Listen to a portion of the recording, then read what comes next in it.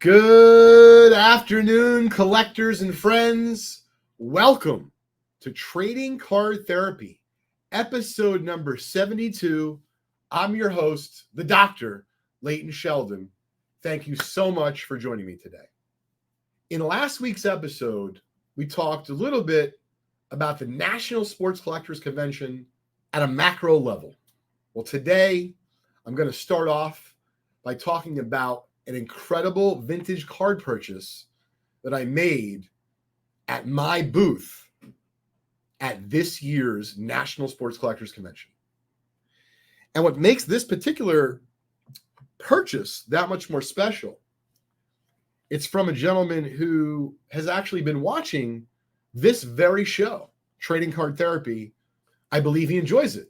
So thank you, Greg with 2Gs, for not only, of course, watching the show, but also coming by and giving me a chance to check out, at this point, what I believe is just some of your doubles in your collection.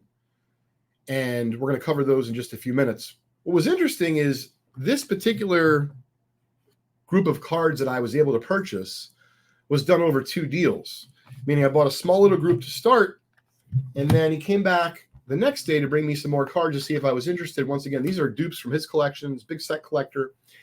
And in this particular case, the internet was so bad upon his return with the second group, I had but no choice to just really document what he had and then do the research that night and that morning. So when he came back the following morning, I'd have all of my ducks in a row and would give him my feedback in terms of what I thought the cards were worth and then ultimately what we could offer to buy them for.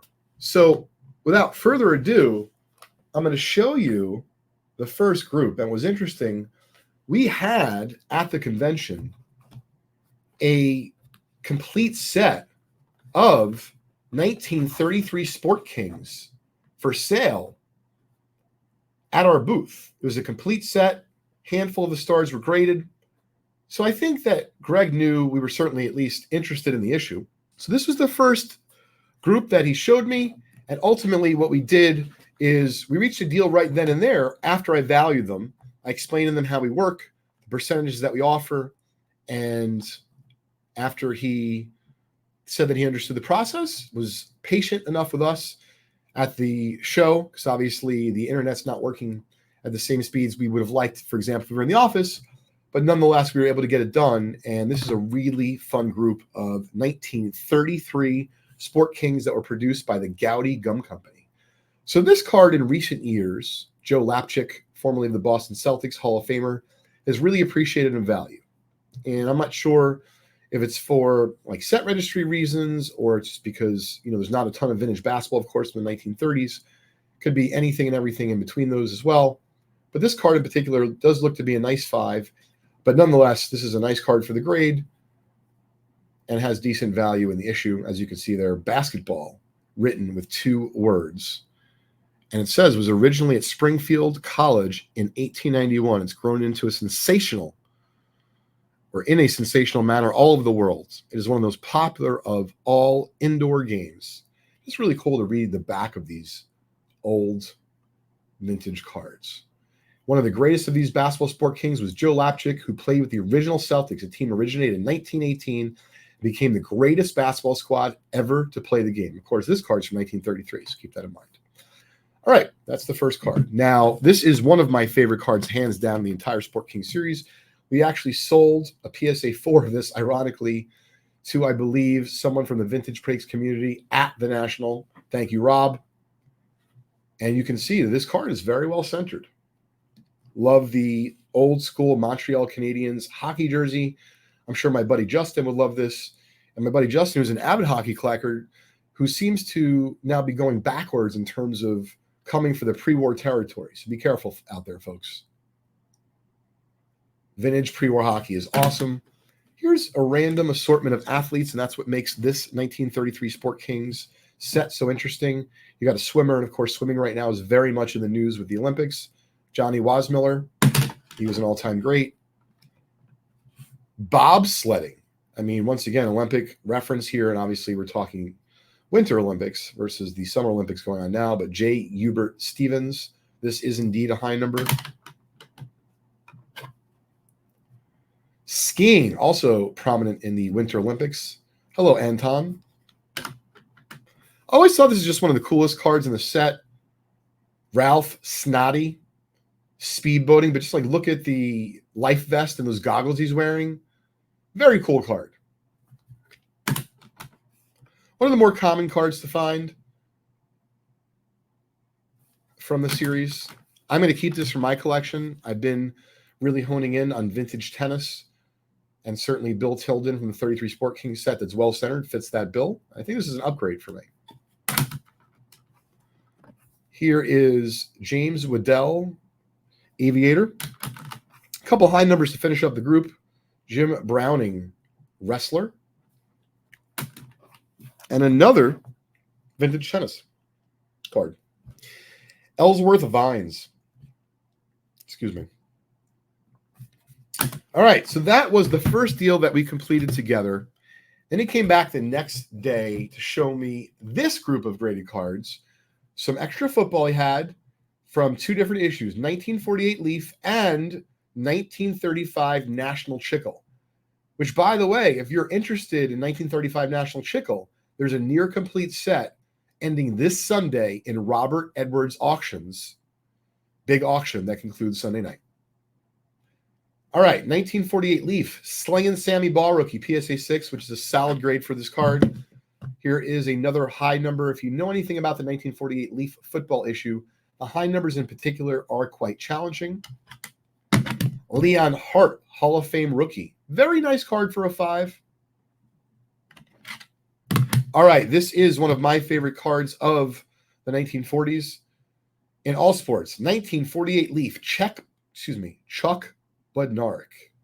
Chuck Bednarik. Incredible defensive Hall of Famer. And this one is very sharp and just off-centered. It kind of comes in like a yellow background and orange background. A lot of nuances with the 1948 Leaf football set. Old buddy of mine, Scott, has a highly ranked 1948 Leaf football set in the PSA set registry. What's up, Scott? And Greg was telling me an interesting story about this, that even though we didn't value the Jay Rodemeyer too high, he was explaining to me this one was in particular very difficult for him to find, really in any condition, and thought that this one in particular was undervalued, but nonetheless, we did reach an agreement. And I tend to concur with Greg because I've not seen a lot of this particular player as I've handled a number of 1948 Leaf football cards from the high number series through the years. All right, we're going to close with two high numbers from the 1935 Chickle football set. First one is Dale Burnett, really solid PSA 5, very well centered. But this is the biggie, not counting, of course, the Nagurski. This is one of the toughest high numbers in the 35 Chickle football set that there is. William Bull Tosi. I thought it was William. It says Flavio.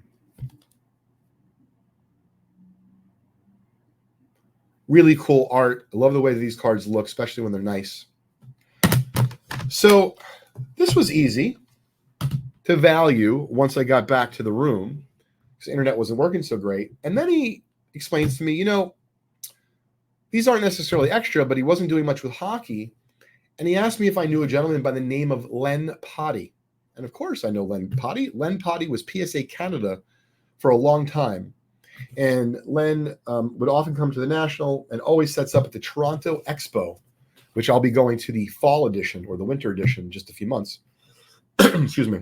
I made my big return there earlier this year. What a great convention it is. Shout out to Long-Haired Larry and the rest of the gang, Mark Truteau. But you can imagine that buying vintage hockey this side in the United States, just not the easiest to do. So when he told me that he had some vintage hockey, I was interested before even seeing the cards. Then he explained to me that he got these from Len well over 20 years ago. And I'm going to show you just the ungraded portion. There is 3 different Parky sets from the 60s, as well as a 1959 Topps hockey set. And the 1962 Parky set comes with a number of really nice graded examples. I'm going to show those off in just a minute. But just check out how fresh these look. I don't know exactly what they'll grade, but they have a great look to them. Johnny Bauer, Frank Mahovlich, Tim Horton, right off the bat from the Toronto Maple Leafs. So I'm going to go through and just kind of give you a sneak peek. The full story on this collection, by the way, folks, will be on our blog at blog.justcollect.com. And it's also where you can go to see hundreds of other stories and videos on some of the amazing vintage cards and collections that we've had the good fortune to handle over the years here at Just Collect. Look how crisp these look. I know my buddy Nick Mariachi from the Vintage Breaks community is going to appreciate some nice vintage hockey.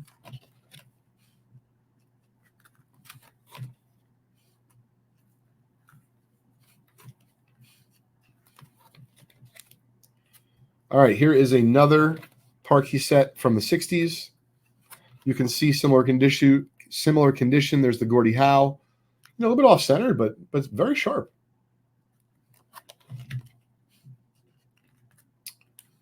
So I believe that, yes, we have some 62s to go with us. 62 Parkey set. So I'm going to show that off at the end.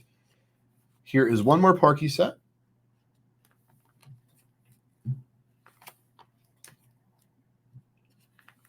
Henry Richard, Boom Boom, Jean Bellevue, Gordie Howe, Terry Sawchuk. And then I'm going to turn it so you folks can see some of the 1959 Topps hockey set, because this is also clean. It was a real treat to come across.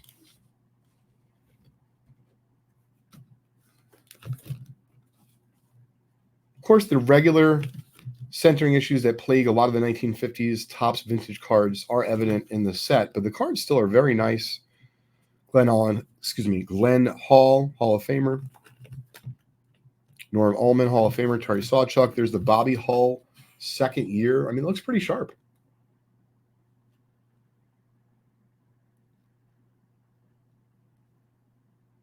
Very cool. I appreciate letting me share these with you today. The last part of the hockey portion of this collection is the number of high-grade 62 Parkeys the 62 set came with. So check this out. PSA 8 Gordie Howe. PSA 8 Jean Bellevue. Boom Boom. PSA 8 Jacques Plante. Another Boom Boom. Some more Canadians. I thought this was cool. It comes with a tally card checklist in an 8. And the zip card in an 8. Number 1 card in an 8.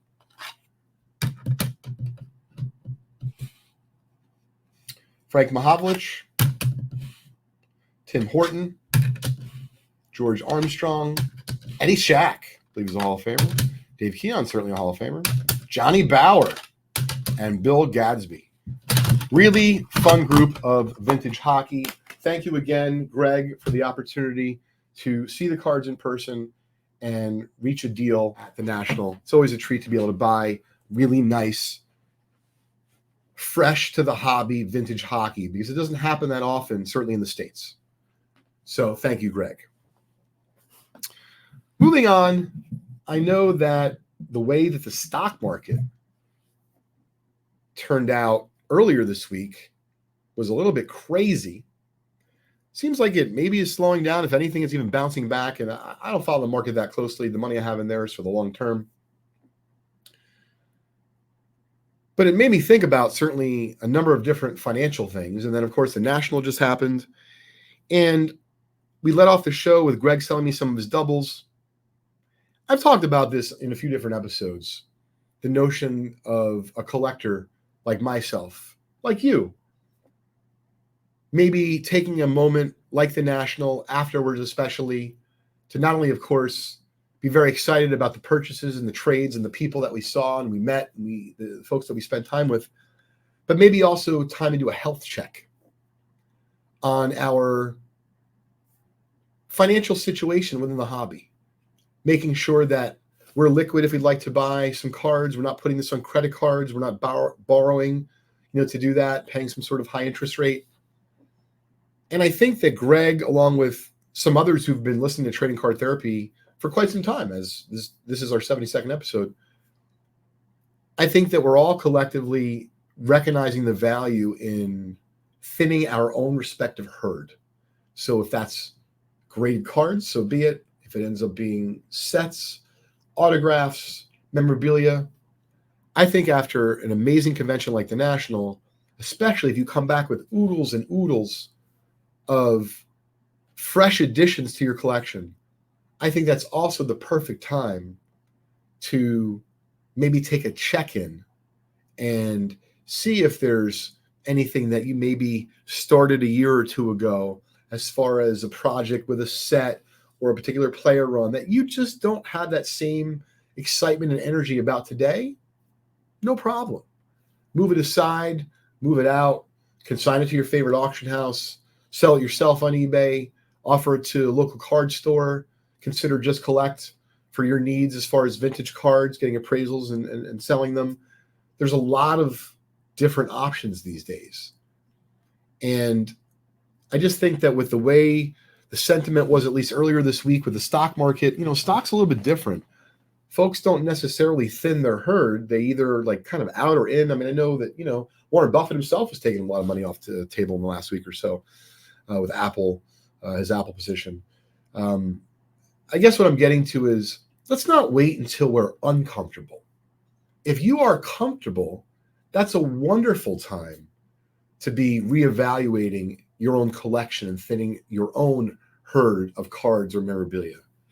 But when things become uncomfortable and we're tight for our card money, or even worse, we're getting laid off from our perspective or a job that we have, a prospective employment looks tough.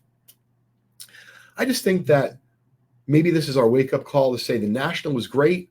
Let's not wait until there's either something negative in our own lives, respectively, or for that matter, things that are out of our control, like with the stock market, excuse me, to move. And I'm just talking about maybe the conversation that Greg and I had at the National. I don't think Greg sold anything. He loves his cards, but these are not the main cards in his collection. So he really was thinning his own herd. And I really appreciate the opportunity, of course, to buy great cards like that. But this is not self-serving in that way. So in other words, if you have your own local dealer or your own local community that you trade with, I think that you should do that. I'm just suggesting maybe doing that before things become uncomfortable for you, whether it be personally or you see, there's a lot of talk about Grail cards. I don't think it's always about a Grail card. I just remember as a kid, I would know what card shows were coming up in the calendar, and I would want to have as big a budget as possible. So if you look at your calendar and Fanatics Fest is next weekend, which, by the way, we'll be at. We're going to be at booth 3045. Make sure you come on by. I'd love to meet you. I'd love to talk about the hobby. The Philly show's in September. Someone called me from South Carolina. They're doing a show there in September, October. There's a number of shows all over the country in the next few months that are going to be really quality. I believe there's going to be a winter Shriner show or a fall Shriner show up at the Shriners Auditorium in Wilmington, Mass. So I think we'd all be better off thinning our own respective herd, and we can have a robust budget. And if we see something that maybe even goes above the budget, we know that we're in a healthy mode of not hanging on to projects that maybe we started years ago and we haven't resumed, or really, just doubles or triplicates because we bought a lot of packs through the years. Or like me recently, I bought a card, I didn't realize I had it, and I now have two of them. So I think that it's a good time to reassess and take some action on our respective collections. So as I just mentioned, Fanatics Fest will be in New York City at the Jacob Javits Center next Friday, Saturday, and Sunday. An incredible lineup of athletes ranging from Brady and Jeter to Peyton Manning, lots of folks in between. Now, clear, some of these athletes will not be signing autographs. They may not even be available for a photo opportunity. But I think it would be cool to hear Tom Brady reflect on how he smashed the Jets for as long as he did, 50 feet away from me, 100 feet away from me. I mean, Brady's not on TV right now. He's not an analyst. This is really one of the only ways he'd be able to hear that, unless, of course, you're in his inner circle, which certainly most of us here listening are not. I also wanted to share my thoughts on Fanatics Fest. I think there's going to be a card show component. I do not think it's going to be a card show. I think it's going to be a sports experience. And for that, I'm really looking forward to it. If my company, Just Collect, can contribute just a little bit, I know that there's going to be some other great people there. I think Sharon from Black Shade Wolf's going to be there. Some other folks I know are going to be there as well. We don't know what we're going to make of it or what's going to happen or what we're going to do. We're going to do any business at all. We certainly hope so. But we're looking forward to meeting the New York City collecting community and then candidly seeing what Fanatics does to try to increase awareness about the space, tap into these supposed, 100+ million people that they have on their email list. So I'd love to see some crossover from folks who are ravenous NFL fans that all of a sudden want to be educated on optic football rookies all the way down to Bronco Nagurski National Chickle cards. Really excited about that. J5 will be there. I'll be there on Friday, so please come on by if you're around. Monty will be there. We'll have a few other team members as well. Last thing I wanted to close today's episode with, I am traveling next week for a few days in an area and a place that I haven't been to for a very, very long time. So if you're interested in finding out a little bit more about my adventures, the collection that I'm going to see, did I get it? Did I get some of it? What happened? Please tune in next week for our 73rd edition of Trading Card Therapy.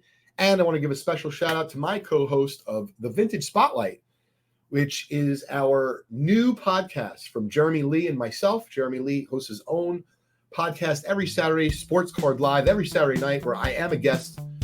The Vintage Spotlight with Jeremy Lee every Saturday night, but that has now become its own podcast. And you can find that along with Trading Card Therapy wherever you enjoy your favorite podcasts, like Apple, like Spotify, Cloud 10. So thank you so much for tuning in today. Can't wait to share with you about my card treasure hunting adventures next week. Till then, everybody.